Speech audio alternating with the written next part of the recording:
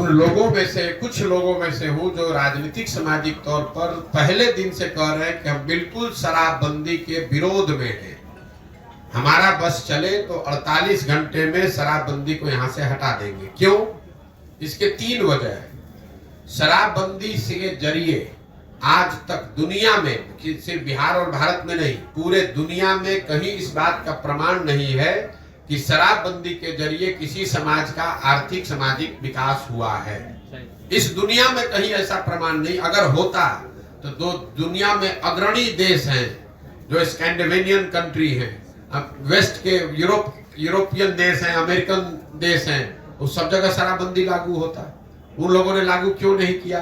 क्योंकि इस बात का कोई प्रमाण नहीं है। दूसरी बात, लोग ये बताते हैं कि गांधी जी ऐसा चाहते थे कि शराबबंदी लागू हो। बिल्कुल ये बात सिरे से खारिज करता हूं, गलत बात है। लोगों को भ्रम फैलाया जा रहा है। मैं पिछले 2 वर्ष से नीतीश कुमार को और उनके जो भी लोग भी शराबबंदी के पक्ष में है गांधी के नाम पर, मैंने उनको खुली चुनौती दे रखी है। अगर आप गांधी को पढ़ने का, समझने का दावा करते हैं तो मुझे एक पंक्ति गांधी जी का दिखा दीजिए, लिखा हुआ या बोला हुआ, जहां पर गांधी जी ने ये कहा कि सरकारों को शराबबंदी लागू करना चाहिए। गांधी जी ने ये नहीं कहा। गांधी जी ने शराब को लेकर, शराब न पीने को लेकर एक सामाजिक प्रयास की बात कही है कि शराब पीना बुरी बात है, नहीं पीना चाहिए, समाज को इस दिशा में प्रयास करना चाहिए। उन्होंने ये नहीं कहा कि सरकार को कानून बना देना चाहिए। इसका एक आपको उदाहरण दे रहा हूं।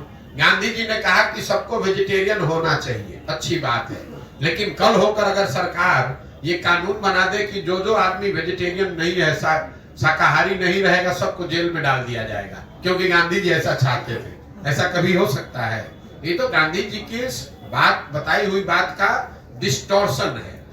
तीसरी बात, मान लीजिए कि एक बार को शराबबंदी आप लागू, कुछ उसका फायदा है भी, तो फायदा तो तब होगा जब आप शराबबंदी लागू कीजिएगा। जमीन पर बिहार में शराबबंदी तो लागू है नहीं।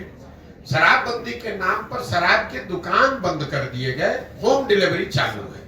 तो आप देख रहे हैं कि दुनिया भर में अमेज़न है, फ्लिपकार्ट है, आप घर से बैठे बैठे ऑर्डर करते हैं, सामान घर पे आ जाता है। तो मैं 2 वर्ष से कह रहा हूं कि जो बिहार में शराबबंदी है, ये नीतीश कुमार का अमेज़न फ्लिपकार्ट मॉडल है, जिसमें शराब का दुकान बंद है और होम डिलीवरी चालू है। अब इसका जरा आप नुकसान समझिए। बिहार जैसे गरीब राज्य में शराबबंदी के नाम पर जो ये फसाद खड़ा किया गया है, इसकी वजह से करीब करीब 20,000 करोड़ रुपया का हर साल का नुकसान हो रहा है बिहार की गरीब जनता का। और ये पैसा जा कहां रहा है? ये पैसा जा रहा है भ्रष्ट अफसरों के पास, शराब माफिया के पास, और यहाँ के गरीब जनता का पैसा लूटा जा रहा है। दूसरी बात, शराबबंदी होने से हर गांव में आप देखिए जितने लड़के हैं वो अवैध शराब के कारोबार में लग गए। उनके हाथ में कट्टा, उनके पास मोटरसाइकिल, 2-4 बोतल इधर से उधर किया, 2-4 हजार रुपया कमा लिया। और सबसे महत्वपूर्ण बात, इसमें जिन महिलाओं के नाम पर शराबबंदी लागू किया गया, सबसे ज्यादा प्रताड़ित इसमें महिला ही है। जब से बिहार में शराबबंदी लागू किया गया है, तब से आंकड़ों के हिसाब से, सरकारी आंकड़ों के हिसाब से करीब 6,37,000 से ज्यादा केस रजिस्टर किए गए। करीब करीब 6.5 लाख केस दर्ज किए गए। इसमें 1.25 लाख केस अभी भी चल रहा है। और ये ज्यादातर केस, 2/3 से ज्यादा केस समाज के गरीब और पिछड़े समाज के लोगों पर किया गया है। वो लोग जब एक बार केस में पकड़ लिए गए शराबबंदी में, तो उनके घरों की महिलाएं, उनके बच्चे थाने में और कोर्ट में दौड़ रहे हैं और लोग जेलों में सड़ रहे हैं। जो पैसे वाला है वो शराब का धंधा कर रहा है, इससे पैसा कमा रहा है, और जो गरीब आदमी है वो शराबबंदी के नाम पर पुलिस प्रशासन उसको परेशान कर रही है। और जो गरीब घर के बच्चे हैं वो मजबूरी में अवैध शराब के कारोबार में लग रहे हैं।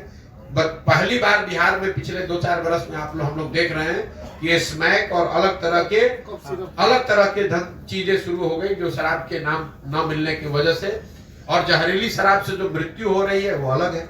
हर पंचायत में आपको हर 2-4 दिन में कोई ना कोई घटना ऐसे सुनने को मिलती है। तो मुझे लगता है कि शराबबंदी का सिरे से ना इसका कोई आर्थिक आधार है, ना सामाजिक आधार है, ना प्रशासनिक आधार है, ना मौलिक नैतिक आधार है। ये बिल्कुल बिहार को और गर्त में ले जा रहा है। शराब पीना बुरी बात है, सरकार को उसको प्रमोट नहीं करना चाहिए, लेकिन ये लोगों की स्वेच्छा और स्व विवेक पर इसको छोड़ना चाहिए। आपको क्या खाना है, आपको क्या पहनना है, ये निर्णय सरकार नहीं ले सकती है, ये निर्णय लोगों का होना चाहिए। आपका काम है उसको रेगुलेट करना, आपका काम है कि उसमें कोई गलती ना करे। आप जींस पहनना चाहते हैं कि पैजामा पहनना चाहते हैं, ये निर्णय आपका होना चाहिए, सरकार का नहीं, नीतीश कुमार का नहीं। पटना में बैठ के वो तय करेंगे कि आप नाश्ता क्या कीजिएगा और खाना क्या खाइएगा। इसीलिए बिहार की ये दुर्दशा इस आदमी ने करी है।